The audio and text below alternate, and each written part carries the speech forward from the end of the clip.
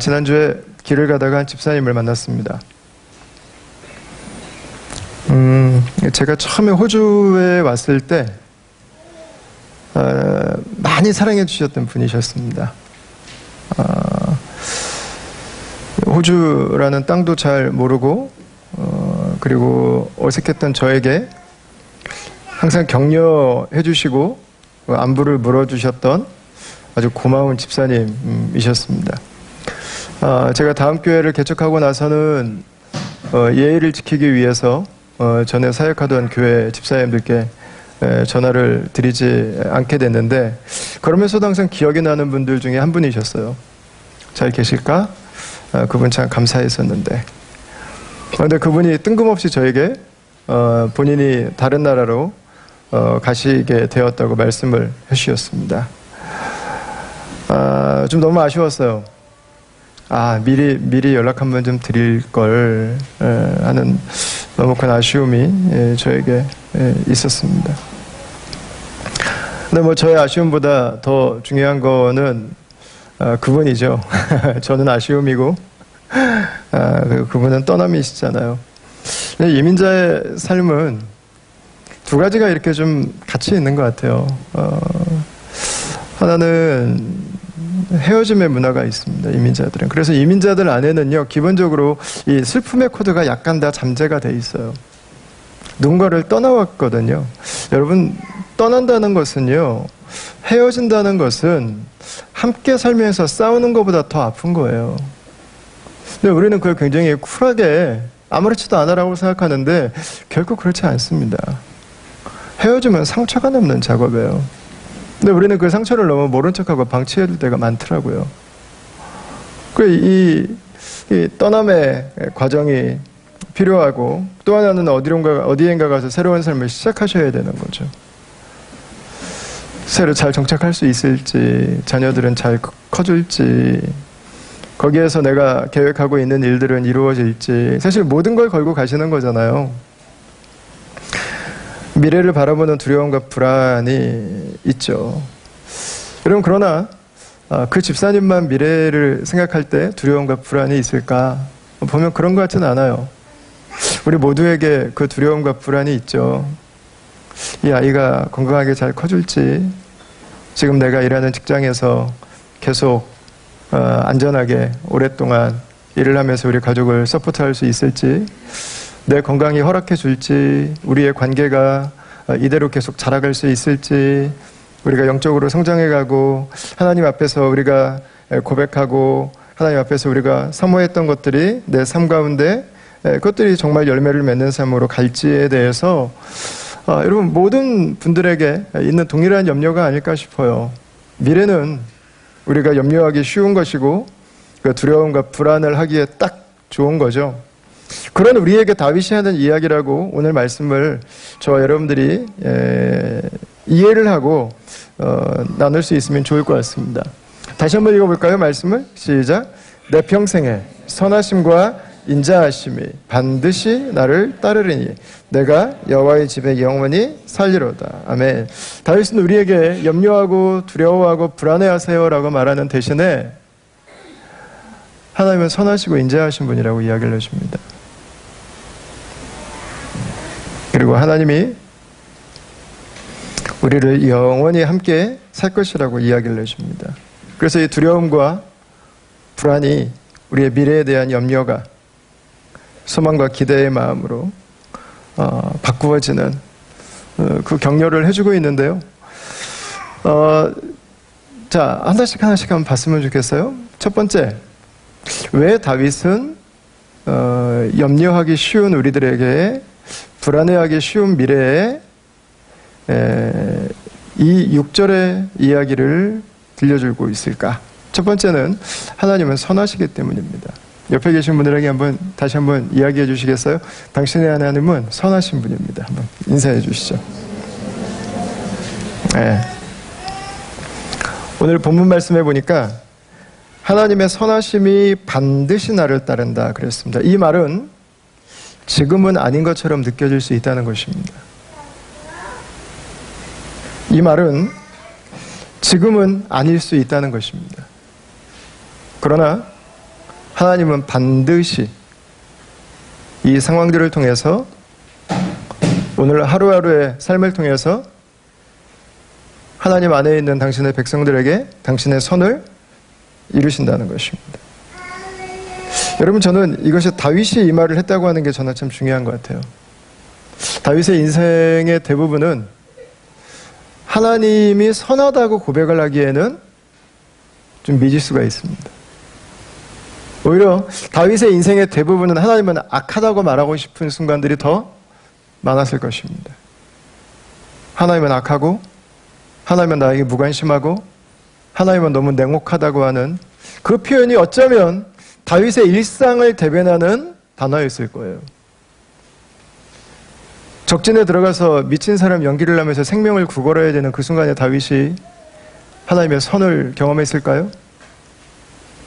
자신을 죽이기 위해서 찾아오던 장인이, 자신을 쫓던 장인이 자신의 아내를 딴 남자에게 줘버렸을 때 그 순간에 하나님의 선을 경험할 수 있었을까요?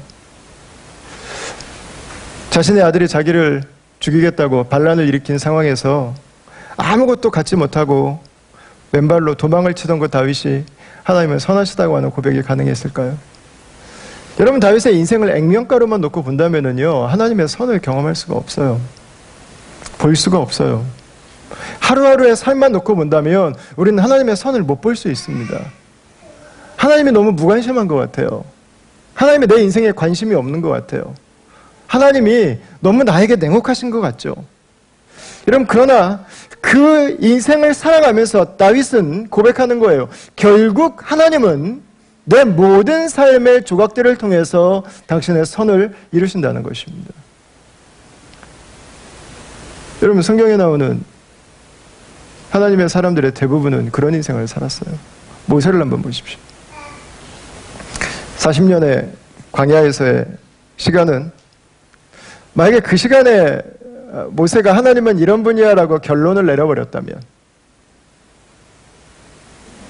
40년 동안 버려진 모세, 내동댕이 쳐진 것처럼 비참하게 느껴졌던 그 상황에서 다윗이 만약에 이 모세가 하나님은 이런 분야라고 결론을 내렸다면, 여러분, 모세에게 하나님은 선하신 분은 아니셨어요. 그런데 하나님은 그 40년의 광야의 시간을 통해서 모세를 사용하셨습니다. 여러분, 요셉을 보십시오. 형들에게 위협을 받고 팔려가는 게 하나님의 선이겠습니까? 모함을 받아서 감옥에 들어가는 게 하나님의 선이겠습니까? 뭐 어디에서 하나님의 선을 보겠어요? 날마다의 선은, 하나님의 선과는, 날마다의 삶은 하나님의 선과는 전혀 관계없는 것처럼 느껴지는 날이 오히려 더 많아요.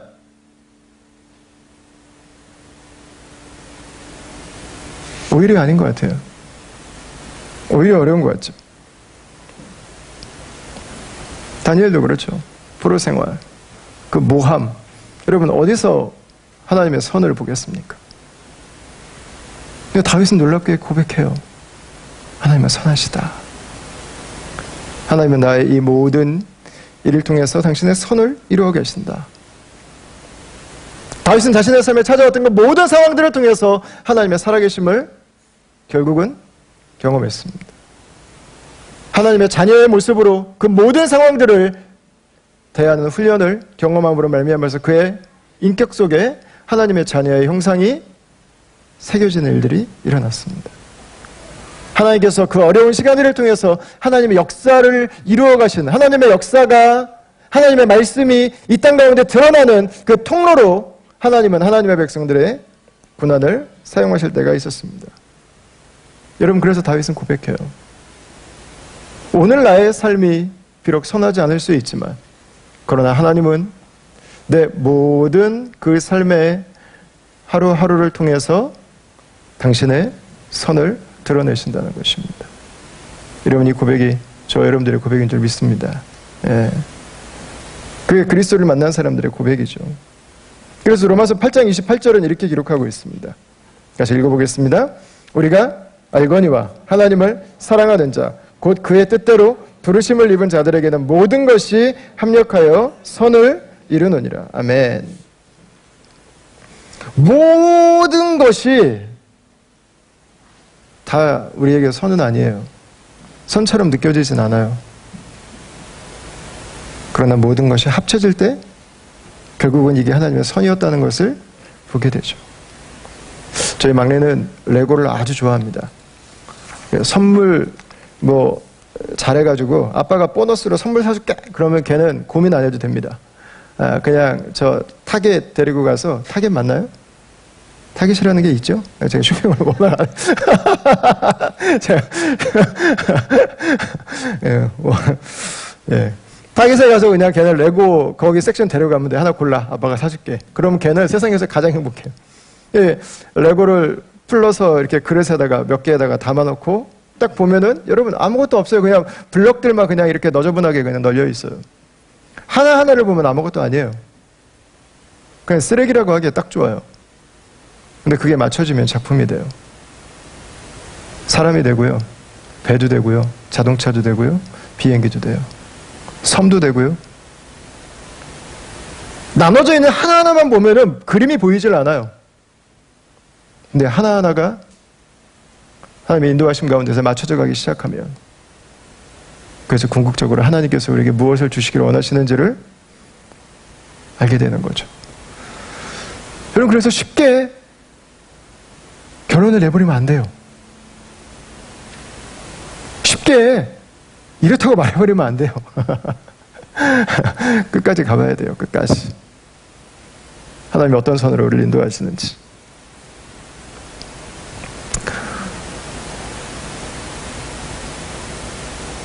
그리고 이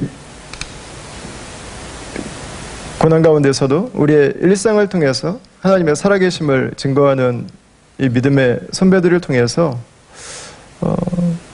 우리는 다른 사람들이 하나님의 살아계심을 동일하게 고백하는 것들을, 경험하는 것들을 보게 됩니다. 오늘 우리가 나누고 있는 이 시편의 말씀은 다윗의 시입니다. 여러분, 만약에 다윗이 아니라 팔자 좋게 태어나서 인생 남부러울 것 없다가 아무 고난 없다가 장수하고 누리고 싶은 거 다 누리고 가는 사람이 내 평생의 선하심과, 별로 와닿지 않을 거예요. 그러면 조금 혈압이 좀 올라가겠죠. 저 인간은 뭐고 나는 뭐고. 여러분, 다윗의 고백이라는 게 중요합니다. 다윗의 고백. 어떻게 그 상황을 거친 인생인데 하나님을 선하시다고 이야기를 할 수 있을까요? 어떻게 그 시간들을 겪고 나서도 하나님을 선하시다고 할 수 있을까요? 여러분, 그렇다면 우리가 다윗까지 가지 않았다면 아직은 우리는 하나님을 다 모르고 있는 걸 수도 있어요. 하나님을 우리는 더 배워가야 되는 중인 수도 있어요. 다윗의 고난이 아름다운 시어를 만들어냈습니다. 여러분, 다윗은 글쟁이가 아닙니다. 다윗의 시어의 원천은 그의 인생의 아픔이었어요. 아픔이 언어를 만들어냈어요. 그의 절망의 순간이 우리가 절망할 때 그의 시를 집어들게 했습니다. 그의 아픔이 우리가 아플 때 그의 시를 암송하게 했습니다. 여러분, 그래서 이 다윗의 고난은 우리에게는 축복이 됐어요.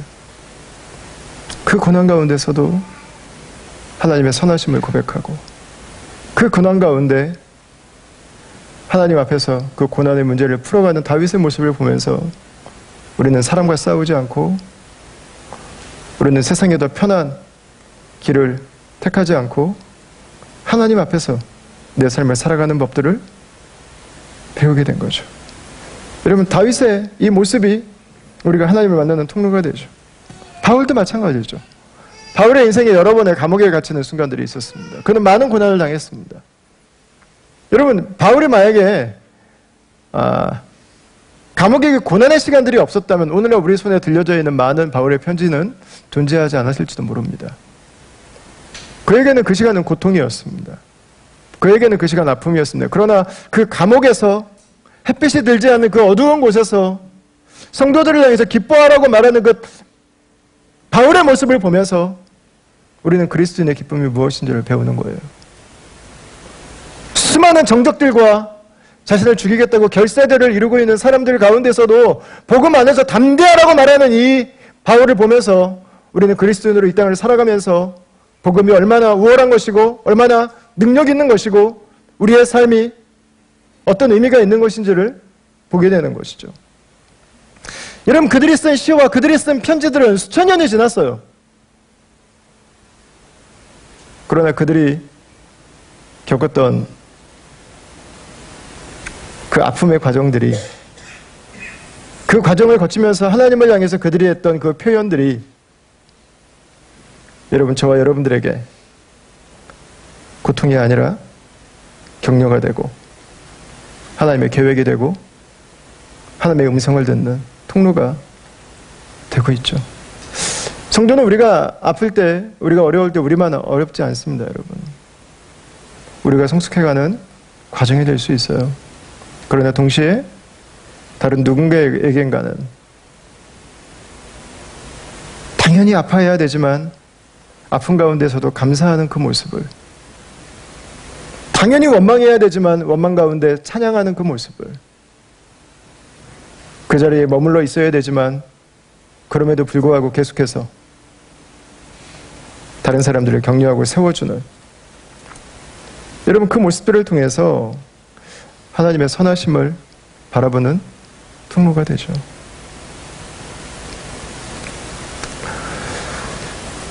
하나님께서 당신의 선하심으로 우리를 인도하시는가? 제가 이번 주에 시편 말씀을 계속 읽는데요, 시편 91편에 이런 말씀이 있었습니다. 같이 한번 읽어볼까요? 시작. 그가 너를 위하여 그의 천사들을 명령하사 내 모든 길에서 너를 지키게 하십니다. 아멘. 하나님이 천사를 통해서도 우리를 보호해 주신대요. 우리를 지켜주신대요.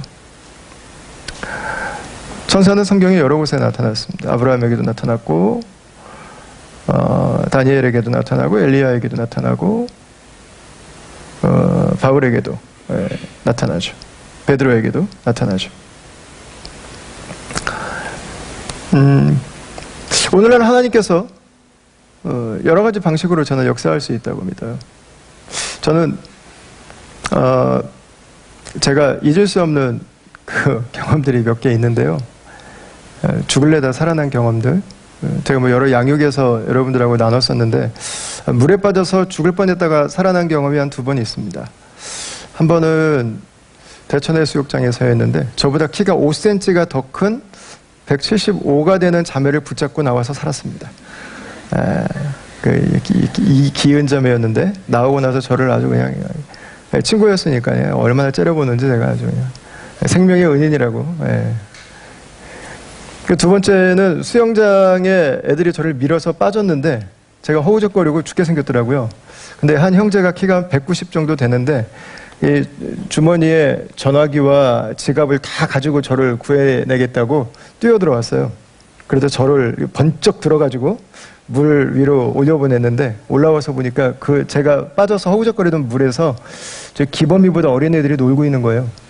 그래가지고 아주 그냥 너무 미안했는데 다 천사들이죠.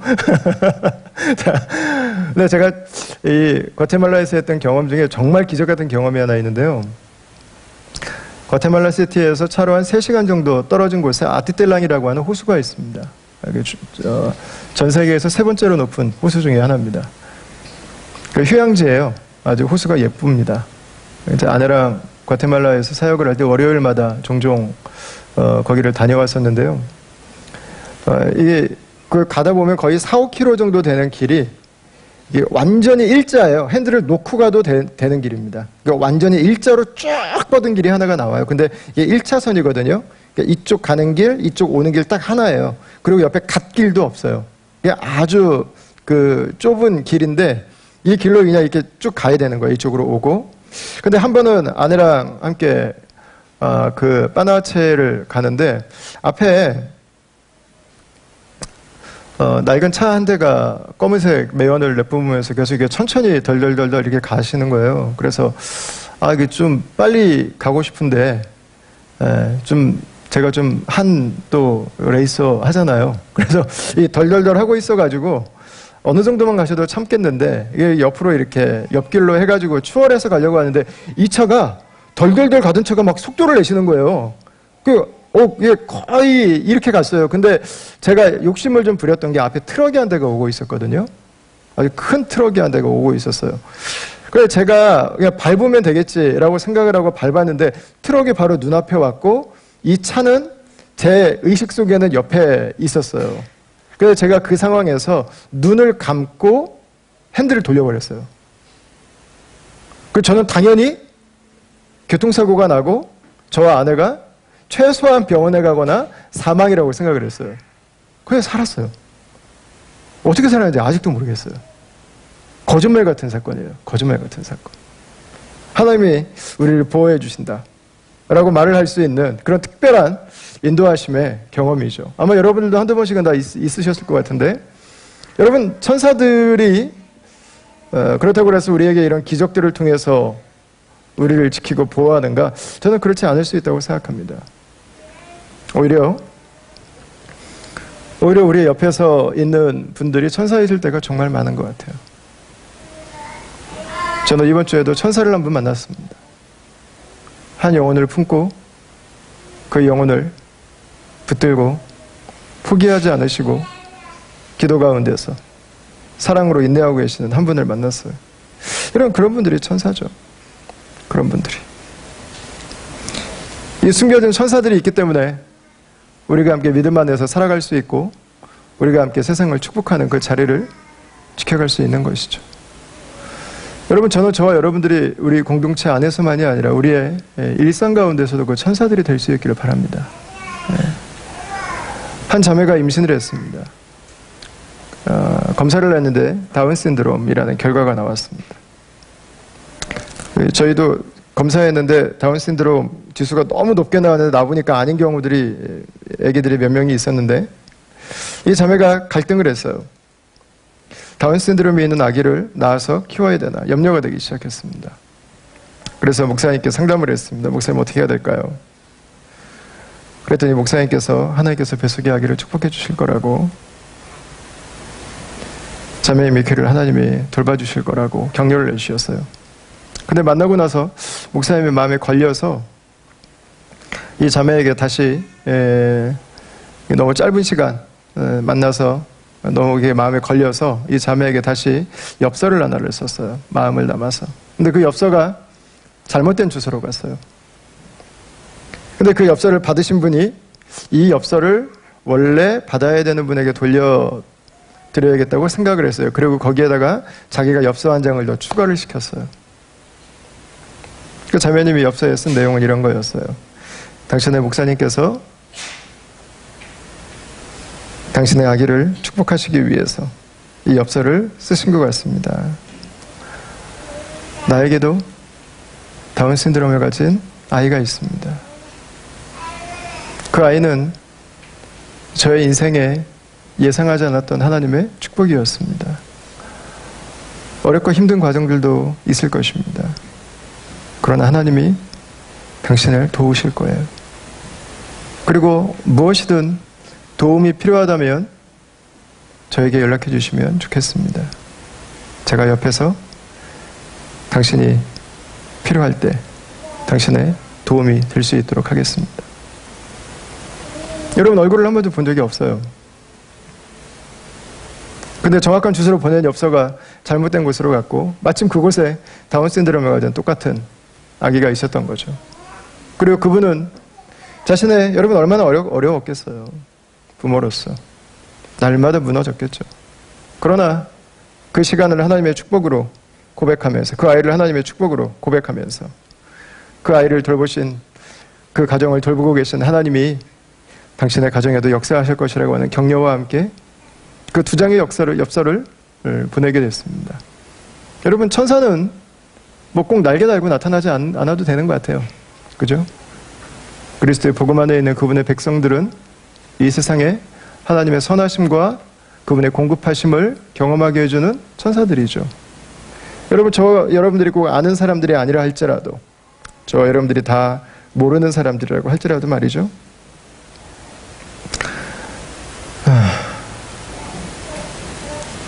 이번에 지난주에 우리 재정팀장님한테 여러분들께서 헌금을 하신 분들이 계셔서 밀렸던 선교원금을 보냈다는 이야기를 들었습니다. 그리고 그 선교원금을 받으신 선교사님에게 저에게 카톡이 왔어요. 부부가 다 카톡을 보냈어요. 하나님의 공급하심을 이번처럼 소름 돋게 경험한 적이 없었습니다. 내용은 그거였어요. 그래서 저도 같이 카톡 보냈어요. 하나님은 우리 필요를 너무 잘 아시죠. 여러분, 나만 생각하면서 살아간다면 세상은 하나님의 선하신 손길을 경험할 수 있는 방법이 없어요. 나의 필요, 내가 더 가는 것에 몰두해서 살아가는 곳에서는 하나님의 역사는 나타나지 않죠. 그러나 하나님께서 우리에게 주신 것들로 나누고 하나님께서 우리에게 주신 선을 우리가 다른 사람들에게 함께 공급하기 시작할 때, 여러분, 그곳에서 하나님의 선이 하나님과 관계가 없는 사람들에게까지 증거되어져 갈 수 있는 거죠. 하나님은 선하시기 때문에, 그 하나님의 선하심이 우리와 함께 하기 때문에 다윗은 우리에게 굳이 그렇게 많이 염려하지 말고 살아도 된다고 격려해주고 있는 것입니다. 두 번째는 하나님은 인자하시기 때문입니다. 옆에 계신 분들에게 한번 이야기해 주시면 좋겠습니다. 당신의 하나님은 인자하신 분입니다. 한번 인사해 주시죠. 네. 자, 여러분, 인자가 뭘까요? 인자는 저 중학교 2학년 때 도덕 선생님 이름이었습니다. 네, 이인자 선생님이신데 절대 인자하지 않았습니다. 이분 아주 극악무도 하셨습니다. 얼마나 많이 맞았는지 이분한테 표정 하나 바뀌지 않고 항상 1인자셨어요. 1인자. 네. 자, 인자가 뭔지 이사야 60장을 한번 보겠습니다. 같이 한번 읽어볼까요? 내가 노하여 너를 쳤으나 이제는 나의 은혜로 너를 불쌍히 여겼은즉 이방인들이 내 성벽을 쌓을 것이요 그들의 왕들이 너를 섬길 것입니다. 아멘. 하나님의 인자는 히브리어로 헤세드라는 단어를 사용하는 바로 그 번역입니다. 하나님의 인자는 두 가지가 함축되어 있는 개념이에요. 하나는 은혜고 하나는 긍휼입니다. 나의 은혜로 너를 불쌍히 여겼은즉, 이게 인자입니다. 하나님의 인자. 자, 그럼 은혜는 뭔가요? 은혜는 받을 자격이 없는 사람에게 부어주시는 하나님의 사랑과 하나님의 공급이 은혜입니다. 하나님의 그리스도의 죽으심으로 우리가 하나님의 자녀라고 하는, 내가 얼마나 소중한 사람인지를 알게 됐고 나에게 변치 않는 사랑이 있다고 하는 것을 알게 됐습니다. 그 사랑이 저 여러분들이 오늘을 살아갈 수 있는 힘이 되고 능력이 되는 가장 근원적인 것입니다. 그리고 우리가 하나님의 자녀가 되는 이 하나님 나라의 상속자들로 하루하루를 살아가는 이 귀한 자리를 불러주셨죠. 그게 은혜입니다. 은혜. 하나님의 은혜는 우리가 마땅히 받아야 할 만큼을 주시는 것이 아닙니다. 만약에 우리가 마땅히 받아야 할 것을 주신다면 앞에 나와 있는 단어가 정확하죠. 내가 노하여 너를 쳤으나. 날마다 노해서 쳐야 되는 존재들이죠.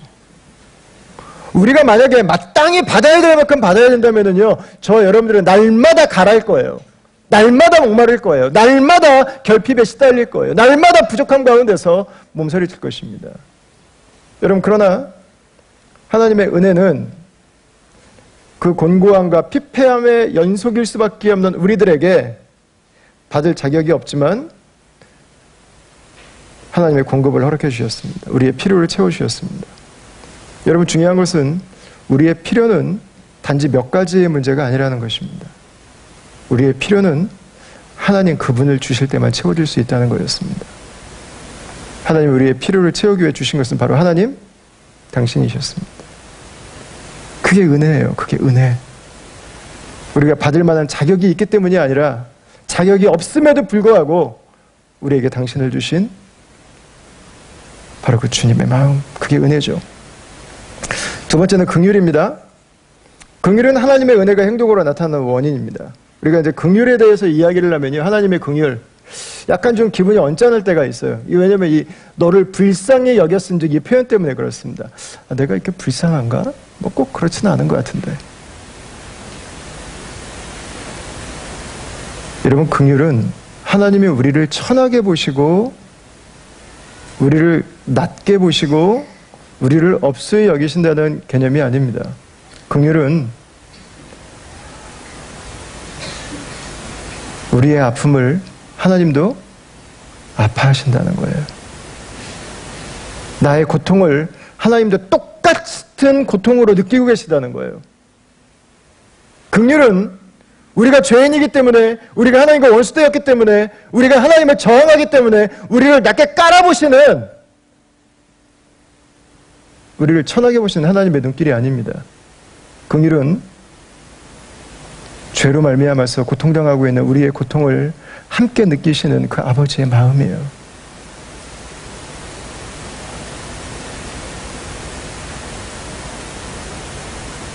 우리가 외로울 때 함께 외로워하시는 그 아버지의 마음이에요. 우리가 나를 저주할 때 함께 자신의 마음을 괴롭게 하시는 그 아버지의 마음이에요.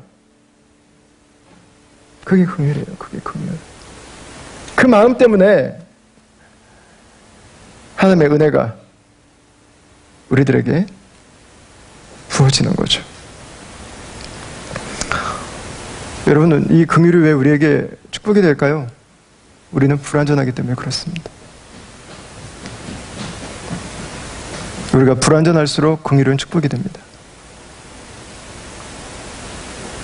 우리가 모자랄수록 긍휼은 우리에게 절대적으로 축복이 되는 것입니다. 그 하나님의 마음이 오늘도 우리를 떠나지 않고 그분의 은혜를 우리에게 향하도록 하시기 때문에 그렇죠. 여러분, 우리가 이 하나님의 은혜와 긍휼을 좀 이해하면서 한 가지 우리에게서 좀 떨쳐버려야 될 게 있는데요. 하나님께서 우리가 행한 것에 대해서 우리에게 복수하신다는 마음을 좀 내려놓는 것입니다. 어떤 분들은 어려움이 생기면 내가 이때 잘못해가지고 하나님이 나에게 지금 복수하시나? 벌 주시나? 그런 생각을 하시는 분들이 종종 계시더라고요. 여러분, 사랑하셔서 아들까지 주신 분이 복수하시겠어요? 그렇지 않습니다. 성경적이지 않아요. 그건 그리스도 안에서 우리가 짊어져야 될 짐이 아니에요. 그건 사단의 거짓말이에요. 그건 율법주의의 저주일 뿐이에요. 여러분, 하나님은 우리를 저주하지 않습니다. 십자가에서 자신의 아들에게 그 저주를 다 쏟아부으신 주님께서 우리에게 또다시 저주하실 리가 없습니다. 하나님의 은혜와 하나님의 긍휼은 완전한 것입니다. 시편 103편 말씀을 볼까요? 좀 길지만 우리 같이 한번 읽어보도록 하겠습니다. 시작. 여호와는 긍휼이 많으시고 은혜로우시며 노하기를 더디하시고 인자하심이 풍부하시도다. 자주 경책하지 아니하시며 노를 영원히 품지 아니하시리로다. 우리의 죄를 따라 우리를 처벌하지 아니하시며 우리의 죄악을 따라 우리에게 그대로 갚지는 아니하셨으니 이는 하늘이 땅에서 높음같이 그를 경외하는 자에게 그의 인자하심이 크심이로다. 아멘. 여러분, 시인은 자신에게 하나님의 선하심과 인자하심을 베푸심을 1절에서 그분이 나의 목자시기 때문이라고 고백을 했습니다. 목자는 양들을 앞에서 끌죠. 그럼 양들이 목자를 따라서 가게 됩니다. 근데 이 중동에 가보니까는요, 양 뒤를 졸졸졸 따라다니는 이 목자의 분신들이 있습니다. 양들이 가다 보니까 이 양 한 마리가 정말 이렇게 딴 길로 이렇게 가더라고요. 그런 케이스들이 있어요. 다 목자만 따라가지 않더라고요. 엉뚱한 데로 따라가더라고요. 그 양들을 다시 목자를 따를 수 있도록 인도하는 존재가 있더라고요. 그게 바로 충성스러운 개들이었습니다. 그러니까 저는 오늘 이 말씀을 묵상하면서 1절에서 여호와는 나의 목자라고 이야기를 했어요. 하나님 우리를 이끌어 가시죠. 근데 하나님의 선하심과 인자하심이라고 하는 이 충성스러운 하나님의 성품이 우리를 마지막까지 하나님을 따를 수 있도록 도와준다고 이해를 하면 좋을 것 같아요. 자, 근데 오늘 말씀이 거기서 끝나지가 않습니다. 한 가지가 더 있죠. 내가 여호와의 집에 영원히 살리로다. 이렇게 이야기를 하고 있습니다. 앤드로 연결이 되어 있는데요. 죄와 유혹의 공통점은 시작이 가장 화려하다는 것입니다. 유혹은 시작이 가장 좋습니다. 죄는 시작이 가장 짜릿합니다. 그러나 뒤로 갈수록 파괴입니다. 뒤로 갈수록 깨어집니다. 뒤로 갈수록 무너집니다. 그러나 하나님의 성품은 처음에는 우리가 받아들이기 힘들어요. 내 자아를 내려놓기 싫어서. 그러나 믿음 안에 거하면 거할수록 뒤로 갈수록 좋은 것이 나오죠. 뒤로 갈수록 더 값진 것이 나오죠. 최고의 값진 것이 마지막에 나왔습니다. 내가 여호와의 집에 영원히 살리로다. 여러분, 우리가 이 세상을 살아가면서 염려와 낙심으로만 보내지 않아도 되는 이유는 무엇입니까? 우리에게 아직 가장 좋은 것은 오지 않았기 때문입니다. 내가 여호와의 집에 영원히 살리로다. 그 아버지의 집에 살아갈 소망이 저와 여러분들에게 있는 것입니다. 이런 말씀을 정리해 볼까요? 천국은 누가 갈 수 있습니까? 하나님을 사랑하고 하나님과 함께 그 삶을 살아가는 사람들이 들어가는 것입니다. 여러분, 누가 하나님을 사랑하고 누가 하나님과 함께 동행하면서 천국을 들어갈 수 있을까요? 예수님을 믿는 사람입니다. 예수님을 영접한 사람들입니다. 이제 막 교회를 나오기 시작하시면서 믿음이 없는 분들 중에서 예수님 믿기 힘들어 하시는 이유 중에 하나가 뭐냐면 너무 쉽다는 거예요. 어떻게 믿기만 하면 가냐. 너무 쉽다는 거예요. 그 반대로 한번 생각해 볼까요?